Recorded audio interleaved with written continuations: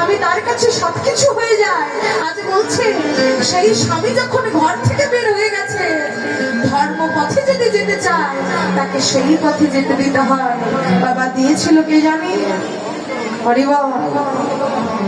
ধর্ম পথে যেতে দিয়েছিল সেই গোবর্ধন দাসের একমাত্র পুত্র, সেই নাম কি?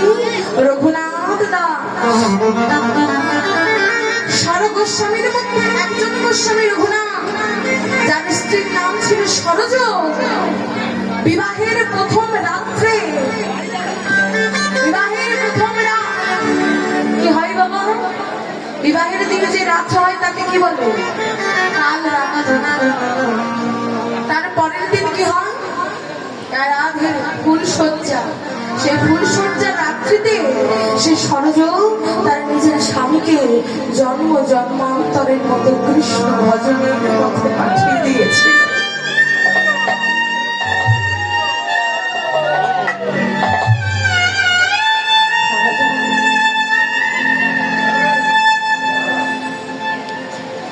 জগতের নারীরা যদি সঙ্গ না দিত, তবে পুরুষেরা কখনোই ধর্মের মধ্যে আগাতে পারে না। একবার চেয়ে দেখুন সে রামকৃষ্ণ পরমহংসদেবের জীবনে। মা শারদা যদি ভক্তিমতী না হতো, মা শারদা যদি ভক্তিমতী না হতো, তাহলে কি কোনোদিন রামকৃষ্ণদেব রামকৃষ্ণ পরমহংস হতে পারত? শারদা ভক্তিমতী ছিলেন, তাকে ভক্তির পথে যেতে দিয়েছিলেন বলে রামকৃষ্ণদেব পরমহংসদেব নামে পরিচিত আজ জগতে সমাদৃত। তাই নারী হয়ে নিজের স্বামীকে নিজের কাছে ধরে রাখা নয়, যদি পারি ধর্ম পথে আগাতে সাহায্য করবে। সে বিষ্ণুপ্রিয়া, 14 বছর বয়সে বিষ্ণুপ্রিয়া নিজের স্বামীকে যেতে দিয়েছিল সন্ন্যাস ধর্মে। বাবা অনেকদিন অতিবাহিত হয়ে গেছে, খবর এলো সে নীলাচলে আমার মহাপ্রভু এসেছে। নীলাচলে মহাপ্রভু এসেছে। আজকে মহাপ্রভু যখন এসেছে, নিত্যানন্দ কাছে থেকে বলছে, নিমা একবার মাকে ডাকবি না ভাই? এত কাছে এসেছিস, একবার মাকে ডাকবি না? হতভাগিনী মা যে তোকে দেখতে চেয়ে চেয়ে বুঝে পাগলিনী হয়ে গেছে, একবার মাকে দেখতে ইচ্ছা হয় না ভাই? এবার থেকে বলছে, দাদা যাও, তুমি নদীয়ার মাঝে গিয়ে সকলকে খবর দাও আমি এসেছি, আমি সবার সাথে সাক্ষাৎ করতে চাই। নিত্যানন্দ যখনই যাচ্ছে, পিছন থেকে ডেকে বলছে, দাদা একটি কথা শোনো, তুমি নবদ্বীপের সবাইকে আসতে বলো, কিন্তু আমার বিষ্ণুপ্রিয়াকে আসতে বারণ করো।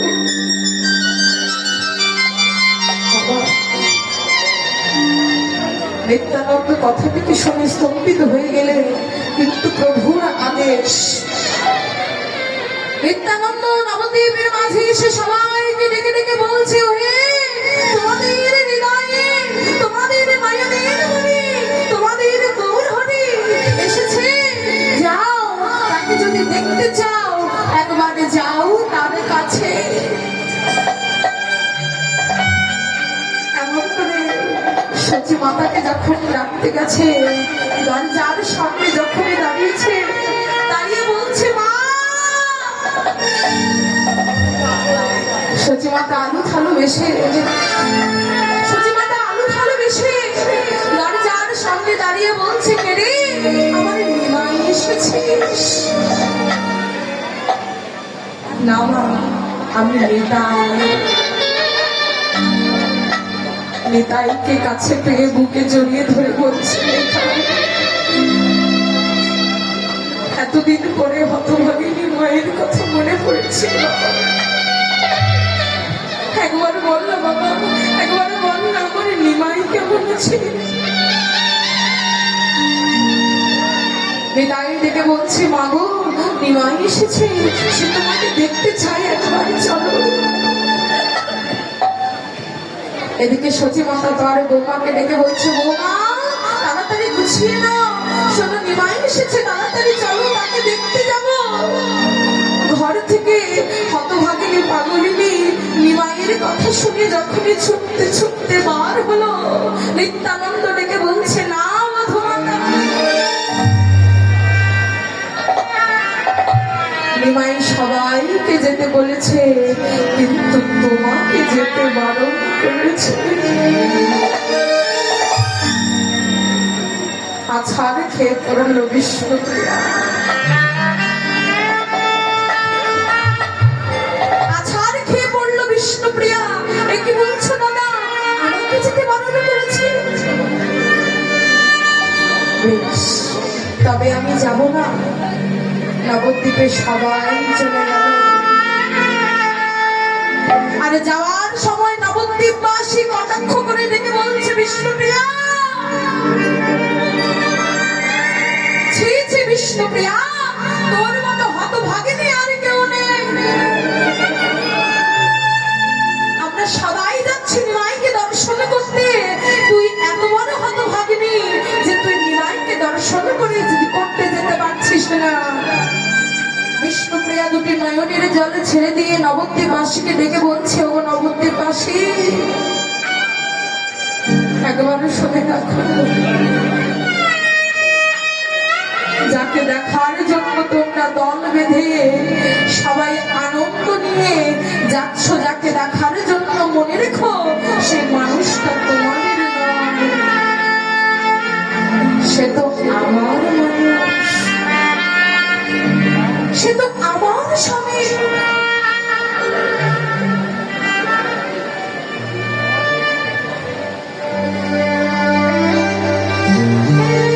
আমার স্বামীকে দেখতে তোমরা দল বেঁধে ছুটে যাচ্ছ, বলো জগতে আমার মতো ভাগ্যবতী কজনা হয়। বাবা আরো বলল, মনে রাখো এহ জগতের মাঝে ভক্তের ডাক যদি সঠিক হয়। আমি বিষ্ণুপ্রিয়া যে তোমাদেরকে বলছি, তোমরা ভক্ত হয়ে ভগবানের কাছে ছুটে যাচ্ছ, আমার ডাক যদি সত্যি হয়, আমার ডাকে যদি সত্যতা থাকে, আমি বলছি তোমাদের, আমার ডাকে একদিন আমার প্রভু আমার কাছে ছুটে আসবে। বাবা নবদ্বীপের সবাই গেল আমাদের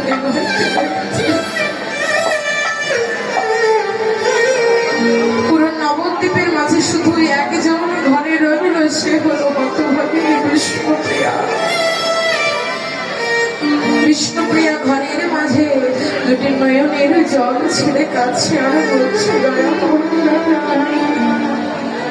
কেন বলো আমায় নারী কুলে জন্ম দিলে? আরে নারী কুলে জন্ম কেন বলো আমাকে এত দুঃখ এত কষ্ট দিলে? কি অপরাধ করেছি? কোন জন্মের অপরাধের কারণে আজকে আমাকে এই সাজা তুমি দিলে?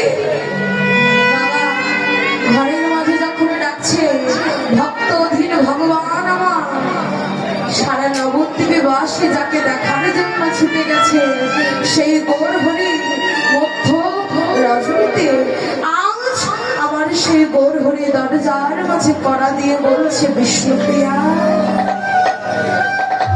আছো? বিষ্ণুপ্রিয়া বলছে, কে? আমি নিমাই এসেছি। তুমি এসেছো? দরজাখানা খুলে এক হাত ঘোমটা দিয়ে প্রভুকে প্রণাম করছে। নিমাই ডেকে বলছে, বিষ্ণুপ্রিয়া, এতদিন পরে আমি তোমার কাছে এলাম, আর তুমি এক হাত ঘোমটা দিয়ে আমার সামনে এসেছো, আমাকে একটু দেখতে ইচ্ছে হয় না? বিষ্ণুপ্রিয়া ডেকে বলছে, স্বামী, শুনেছি যারা একবার সন্ন্যাস ধর্মে চলে যায়। যারা একবার সন্ন্যাসী হয়ে যায় তারা যদি নারীর বদন দর্শন করে তবে তাদের আর সন্ন্যাসী ধর্ম থাকে না। প্রভু, আমার মতো একজন নগণ্যা, আমার মতো একজন কীটের জন্য তোমার যদি সন্ন্যাস ধর্ম ভেঙে যায় তবে যে নিজেকে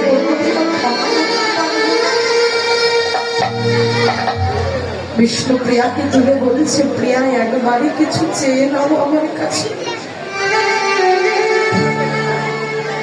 বিয়ের পরে তোমাকে তো কোনো সুখী আমি দিতে পারলাম, আমি চলে যাওয়ার আগে একবারে কিছু চেয়ে নাও। বিষ্ণুপ্রিয়া কি চাইলেন জানি বাবা?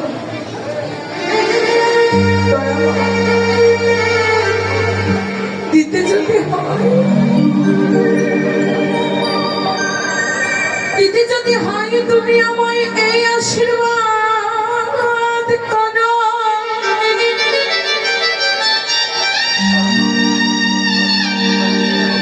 আমি তো তোমার চরণে যোগ্য নই।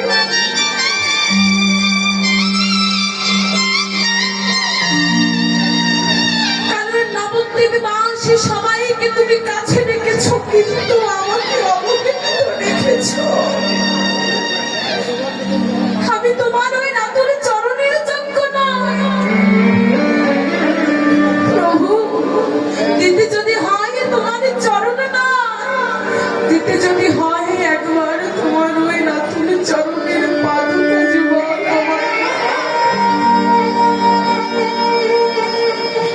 একবার তোমার চরণের পাদুকা যুগল আমায় দাও। কেন জানো? যখন আমার হৃদয় তোমার বদন দেখিতে চায়, যখন আমার হৃদয় একবার গৌর বলে কাঁদিতে চায়, তখন আমি তোমার ওই পদকা যুগল হৃদয়ে মুছে আমার এই হৃদয়ের জ্বালাকে দূরীভূত করব। প্রভু, আর আরেকটি বাসনা তোমার চরণে। আজ তুমি আমায় তোমার চরণ থেকে বঞ্চিত করলে, কিন্তু দয়াময়, যেদিন আমার এই প্রাণ পাখি আমার দেহ ছেড়ে উড়ে গিয়ে ভব পারে গিয়ে দাঁড়াবে,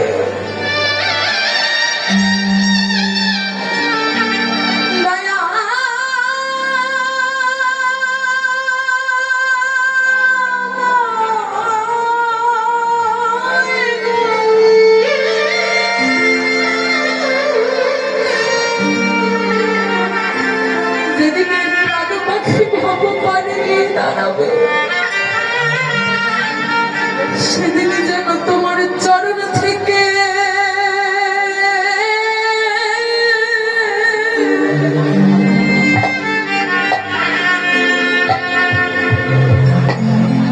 চরণ হতে আমায় বঞ্চিত করো না গো। তাই গৌর হরে হরে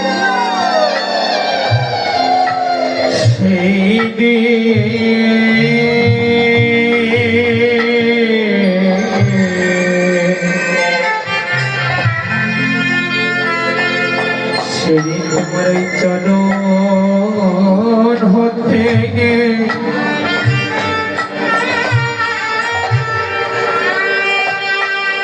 আমায় বঞ্চিত করো না।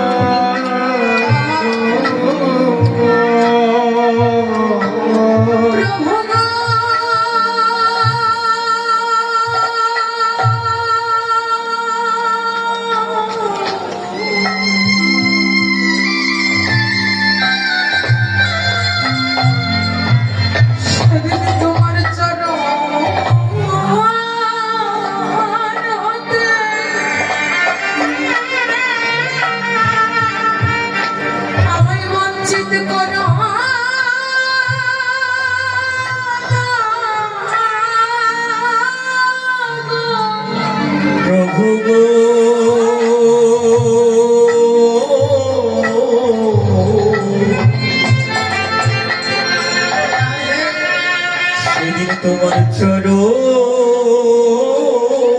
হতে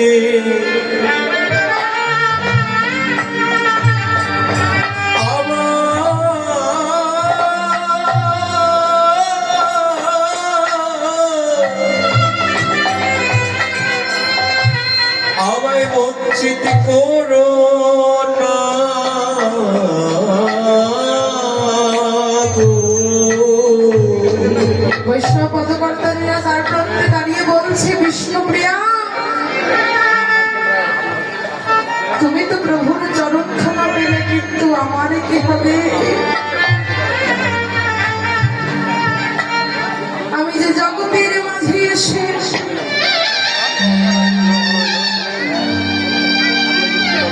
আমার সব কর্মগুলো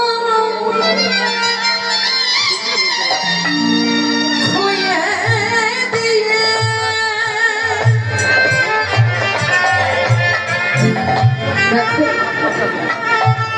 এখন নিঃস্ব হয়ে বসে আছি। আমার না আছে সাধন, না আছে ভজন, না আছে ভক্তি, আমার না আছে নিষ্ঠা।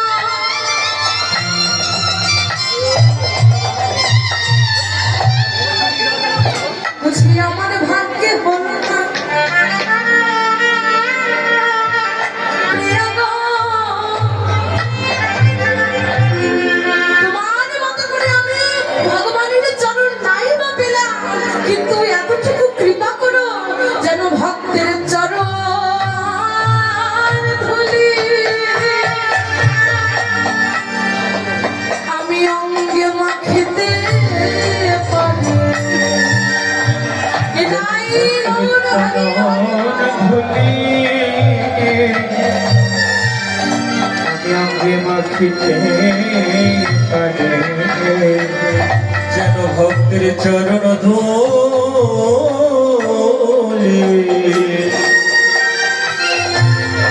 আমি অঙ্গে মাখিতে পারি। শুনেছি ভগবান বললে, আমার হতে আমার নামে বল, নাম হতে ভক্ত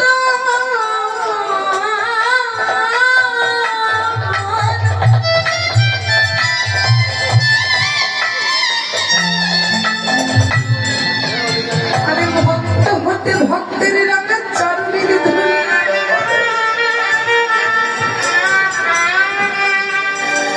ভগবান বলছে, ভাগবত ধামে এসে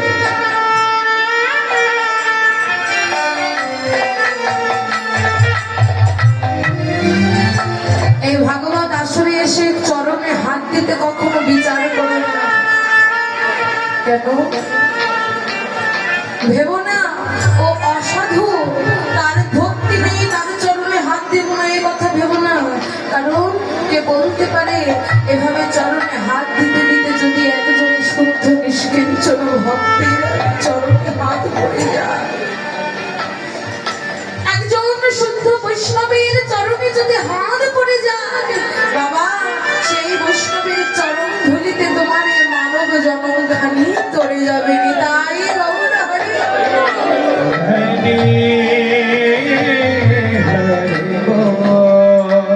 তাই অহংকারের আসন থেকে নিচে নেমে এসে নিজের হৃদয়ের দ্বার খুলে দিয়ে একবার প্রেম ভক্তি নিয়ে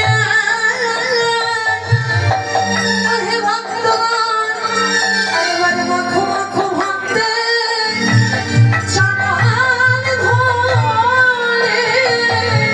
একেবারে মাখো ভক্তি চরণ ধুলি এমন দিন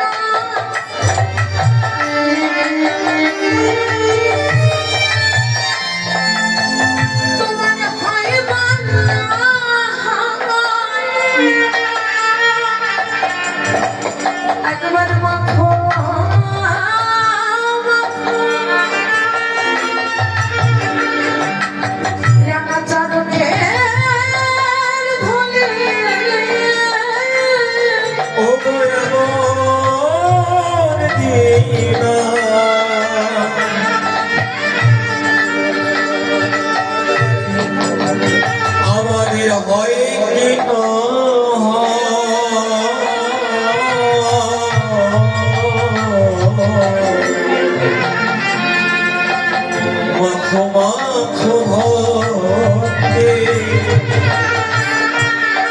ওগো চরণের ধুলি ধুলি মেখে যাব জন্ম ধন্য করে একবার মাথা ভগবানের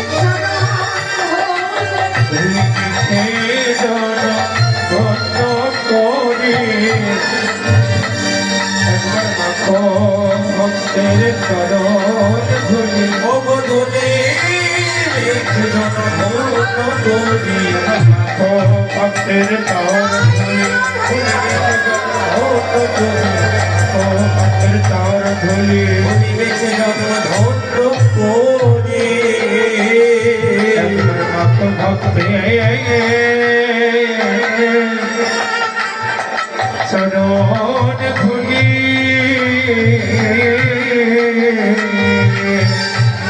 আজকে বিষ্ণুপ্রাণীকে বলছিলাম তোমরা সব শুনছো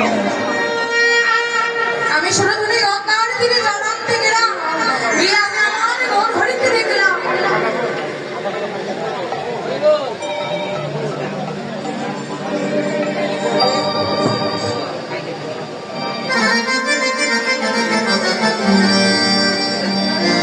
যারা আজকে যখন ঘর হরিকে দেখলাম আমার ঘর হরি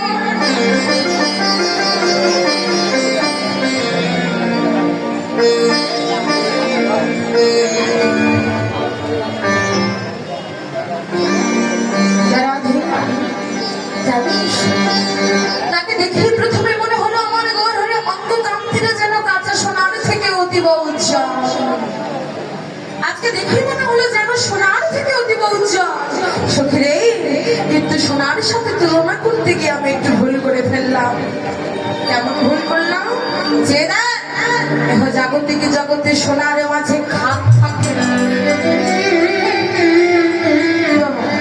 আমরা যে অলংকার গুলো পরিধান করি দেখবেন সেই অলংকারের মধ্যে খাপ ছাড়া অলংকার হয় না হরে বাবা জগতের মাঝে এই স্বর্ণ অলংকার খাদ ছাড়া হয় না কিন্তু আমার গৌর সোনার মাঝে তো কোনো খাদ নেই সত্যি এবার জাগতিক জগতের সোনা সোনা যেমন সোহাগা দিলে গলে যায় আমার গৌর সোনা আমার গৌর সোনা গলে যায় তবে কিসে গলে যায় জানো ভক্তের ভক্তিতে যেন গৌর সোনা গলে যায় গো নিতাই গৌর হরি হরি ভক্তিতে যেন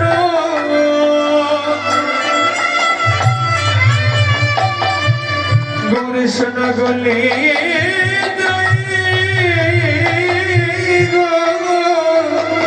যে একবার মন প্রাণ দিয়ে ডাকার মতো ডাকে সেই ভক্তের ভক্তিতে যেন আমার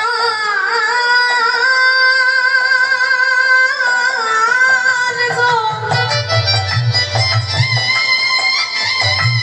আমার গৌর সোনা যেন গলে যায় রে গলে যায় ভক্তের ভক্তি সোহাগাদি বলি জয়া বলি যাই ভক্তের ভক্তি সোহাগাদি যেন গলে যায় রে গলে যায় ভক্তের ভক্তি সোহাগাদি বলি জয়ার বলি যাই ভক্তের ভক্তি সোহাগাদি যেন বলি জয়া বলি যাই রে আর কেটে দিলাম জানো আমার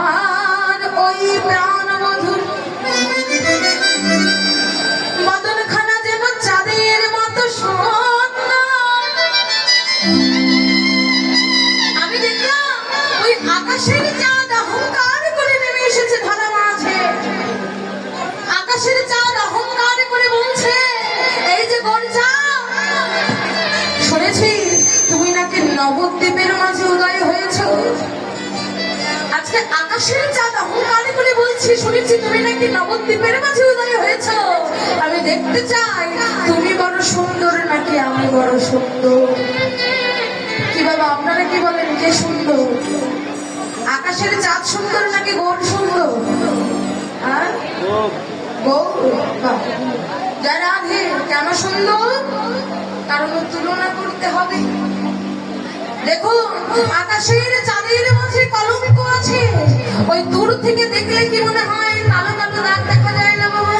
বলছে বৈজ্ঞানিক ভাষায় সেগুলোকে পাহাড় বলা হয়।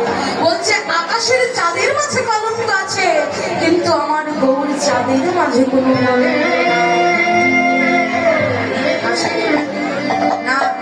অনেকে বলবে যে আকাশে চাঁদের মাঝে কালো দাগে যদি কলঙ্ক হয়, আমার গৌরের ললাটে দেশে যে তিলকের দাগ, কি বাবা, গৌরের ললাটে দেশে যে তিলকের দাগ, তাহলে সেই তিলকের দাগও কলঙ্ক। আচ্ছা, মহাজনে ডেকে বলছে না না না না না না, আকাশে চাঁদের দাগে চাঁদকে করেছে কলঙ্কিত। আমার গৌর চাঁদের ললাটে দেশে যে তিলকের দাগ, সেই তিলকের দাগে করেছে যে আমার গৌর হরিকে অলঙ্কৃত। ওই তিলকের দাগ আমার গৌর হরি শোভাটাকে আরো বৃদ্ধি করে দিয়েছে। আজ আকাশের চাঁদ বলছে আমি এক চাঁদ সারা পৃথিবীকে আলোকিত করি। মহাজন বলছে দাদা দাদা তুমি এক চাঁদ সারা পৃথিবীকে আলোকিত করতে পারো, সেটা না হয় বুঝলাম, কিন্তু সব জায়গায় আলো দাও, কিন্তু তিনটে জায়গায় কখনো আলো তুলে দিতে পারো না। কোন তিনটে জায়গায়? একটা হলো গহীন অরণ্যে, আরেকটা হলো ঘরের কোণে, 3 নম্বর স্থান হলো ভক্তের মনে। গভীর অরণ্যে অর্থাৎ গহীন বনে, আর ঘরের কোণে, আর ভক্তের মনে, এই 3 জায়গায় আকাশের চাঁদ কখনো আলো পৌঁছাতে পারে না। কিন্তু জানো, কেউ যদি একবার আমার গৌর চাঁদকে হৃদয়ের মাঝে ধারণ করে, তার শুধু বাহিরে নয়, তার যে ভিতর বাহির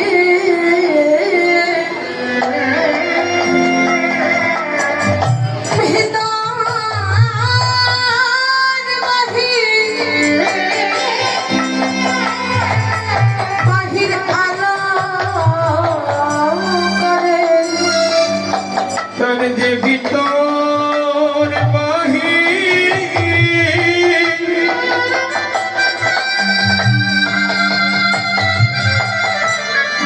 ভিতর বাহির আলো করে,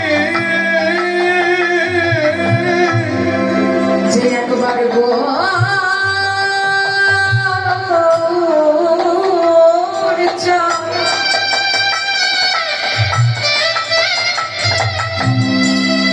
গৌর চাঁদ হৃদয়ে ধরে,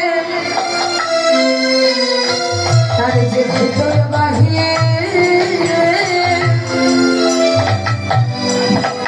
বাহির আলো করে। যে যার গৌরী সোনা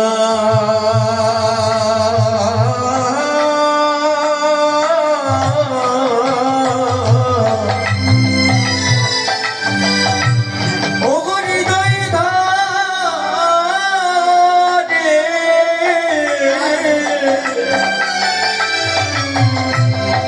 তার যে ভিতর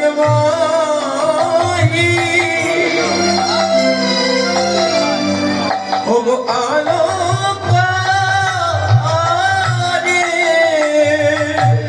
কথা শুনে ওই গগনের চাঁদের অহংকার চূর্ণ হল। ওই গগনের চাঁদের অহংকার চূর্ণ হলো। আজ চাঁদ ডেকে বলছে, ওহে গৌর চাঁদ, ভেবেছিলাম আমার মতো জগতে সুন্দর কেউ নেই। আজ তোমার সৌন্দর্যের কাছে আমার সৌন্দর্য যে পরাজিত হলো। আজকে গৌর চাঁদ অহংকার চূর্ণ করে, আজকে গগনের চাঁদ অহংকার চূর্ণ করে গগন থেকে নেমে এলো ধরা মাঝে। ধরা মাঝে নেমে এসে আমার গৌর হরির চরণ দেশে 10 নখের মাঝে দ্বিখণ্ডিত হয়ে বলছে, গৌর হরি মনে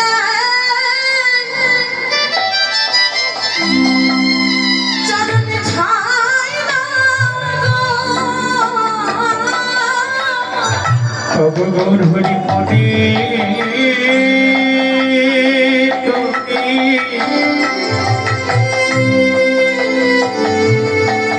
শরণে ঠাই দাও গো।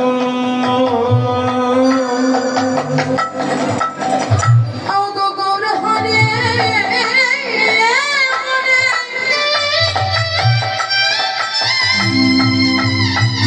চরণে ঠাই দাও গো। গৌর হরি মরি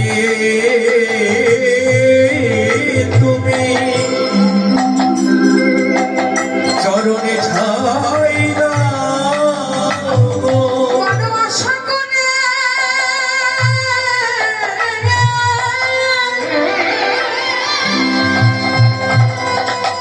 আমি এসেছি গো, তোমার ওই চরণ ছাড়া না গো। আশা করে এসেছি গো, তোমার চরণ ছাড়া আমার করুণা গো। আশা করে এসেছি গো, চরণ ছাড়া আমায় করুণা, আশা করে এসেছি গো, চরণ ছাড়া আমায় করুণা গো। আমি বড় আশা করে এসেছি গো। তোমার চরণ ছাড়া আমায় করুণা গো। রাধে মহাজন ডেকে বলছে যে দেখো এসেছে ব্রজের বাবা। কে এসেছে? ওই ব্রজমা যে বাঁকা শ্যাম ছিল, আজ বাঁকা শ্যাম নদিয়ার মাঝে কি হলো? গৌর হলো। এসেছে ব্রজের বাঁকা কালো সখা দেখবি আর। কোথায়? নদীর সোনার নদিয়া। এসেছে ব্রজের বাবা, এসেছে ব্রজের বাবা, কালো সখা দেখবি আমার মোদের এই সোনার নদিয়া। ওরে রে সোনার নদিয়া,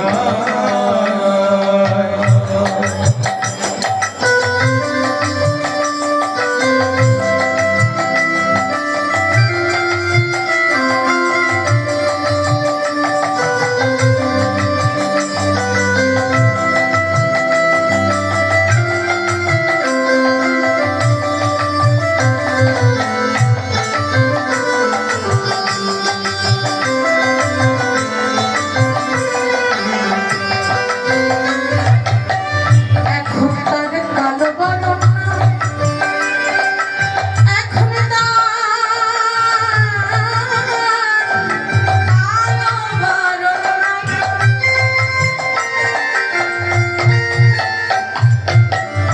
কালো বরণ নাই তো কি বরণ বলো? আরে বাবা, যে দেখো গাই অঙ্গে অঙ্গ দিয়ে গৌর হলো তার। অঙ্গে অঙ্গে দিয়ে গোলতা, রায় অঙ্গে অঙ্গ দিয়ে গোর হলো তার। ওই যে গাই অঙ্গে অঙ্গ দিয়ে গৌর হলো তার। রাই অঙ্গে অঙ্গ দিয়ে গোলতা, রাধা নামে বলবে কৃষ্ণ, রাধা নামে বলবি কৃষ্ণের বদনে রাধা। বালিশ দেবো? কটা বালিশ লাগবে বলুন, আমি কমিটি দাদাদের বলছি আপনাদের দিয়ে দেবো। এখনই যদি এই অবস্থা হয় তাহলে রাশি কি হবে? হ্যাঁ যারা আগে হরিমা একটু কৃপা করে আমার সাথে গাইবেন, ঠিক আছে? না গাইলে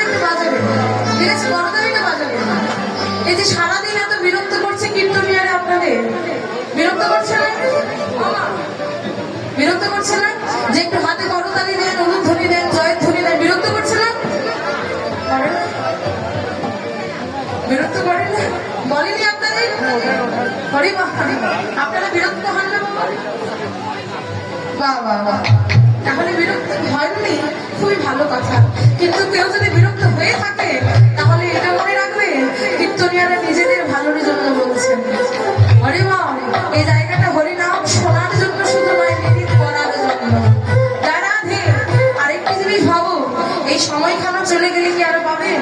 আগামীকাল এখানে কেউ এসে আপনাকে বলবে একটু হাতে করতালি দিন, একটু হরিনাম করো, কেউ বলবে? কেউ বলবে না।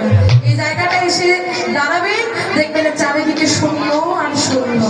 এত ভক্তগণ থাকবে না, না থাকবে কীর্তনিয়া, না বলবে করতালি বাজাও। আরে মা, যতটুকু সময় আছে একটু বিরক্ত করি, কেমন? রাধে, ঘুমটাও ভেঙে যাবে, আর প্রভু হরিনাম হবে, আর হৃদয়ে আনন্দও হবে। রাধে, সবাই দেখছে, হরি মা, মন্দিরে সোনার নদিয়া, মন্দিরে সোনার নদিয়া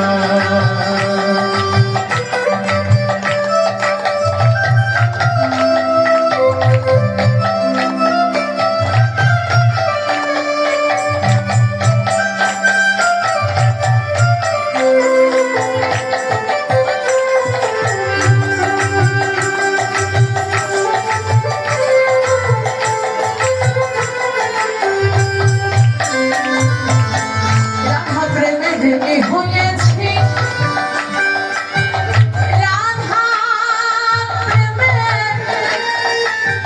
রেমে হয়েছি।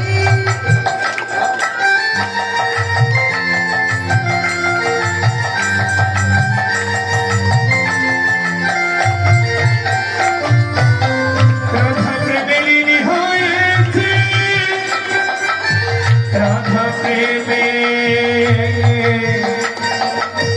লীন হয়েছি। রাধা প্রেমে রেমে হয়েছি বলে তিন বাঞ্ছনা